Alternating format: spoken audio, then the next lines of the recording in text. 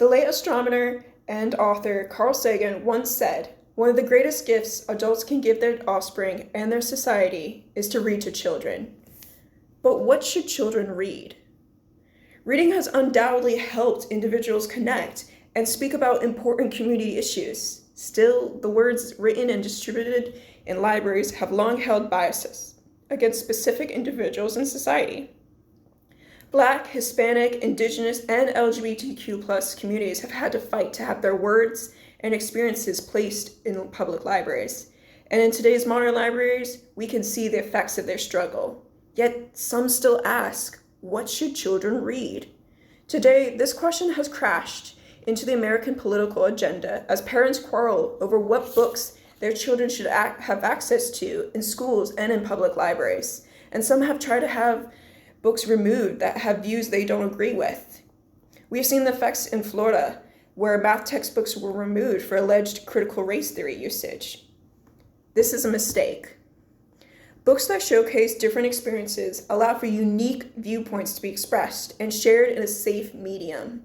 Libraries must include children's books that illustrate diversity to allow children to find self-identity, increase empathy, and build communities that fight bias and prejudice.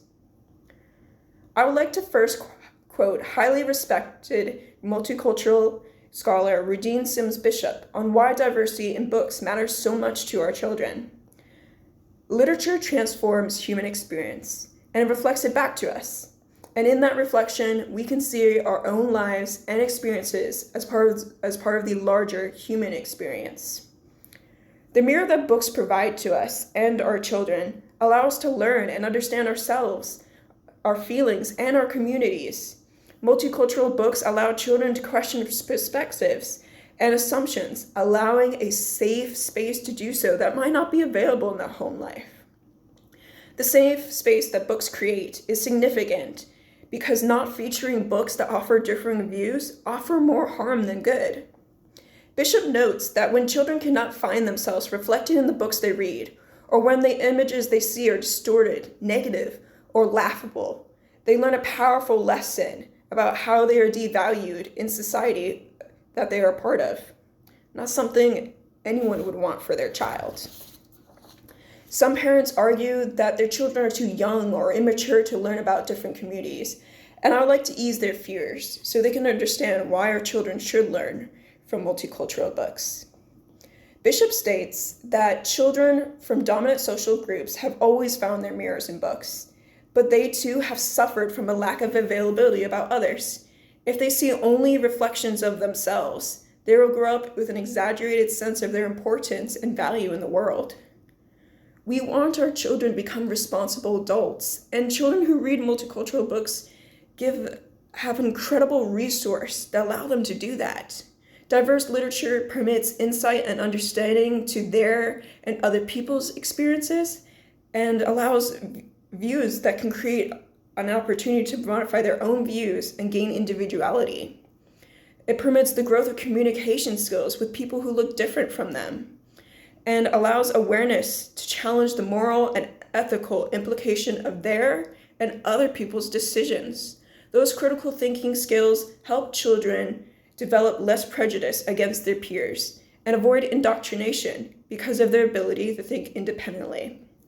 Therefore, we should fully embrace multicultural literature in our children's education because it dramatically impacts our children and can help them become empathetic adults who advocate for their fellow man in their personal life and in civil service. Now that we understand how good multicultural literature is for our children and their development, I would like to demonstrate how impactful it is for society. Using diverse literature helps children learn more than just how to read. They can learn and make connections between history, cultures, and geography.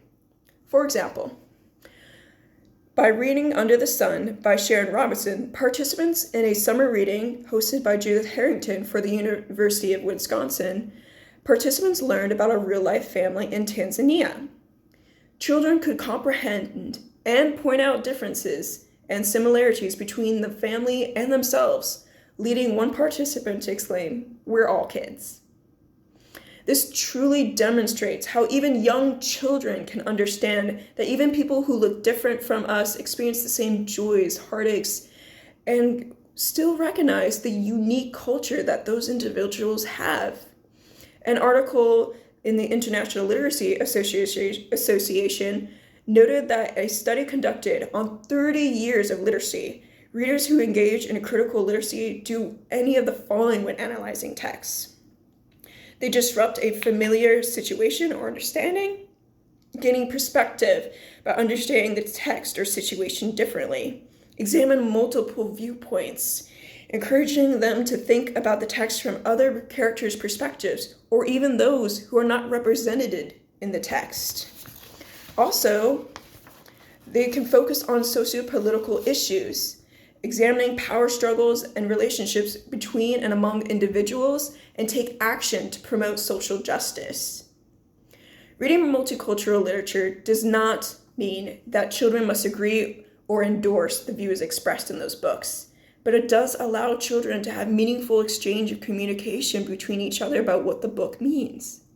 Because of reading diverse books, children can shatter myths and assumptions about people who are different from them and develop a respect for others that will translate into adulthood. In conclusion, diversity should be included in all aspects of society, especially in the library's children's book section. We should not allow the censorship of books just because of the views of a privileged few who do not agree with the contents. Instead, we adults are responsible for ensuring that all children, regardless of their background, have access to all tools that will help foster understanding and empathy. Diverse books demonstrate that no matter their inner or outer differences, they all share humanity expressed in the words of a book. Libraries should welcome critical thinking and introduce new concepts and attitudes, because one day, those children will become the adults who decide what world they want to be in. And we should always give that opportunity, that gift, to future generations.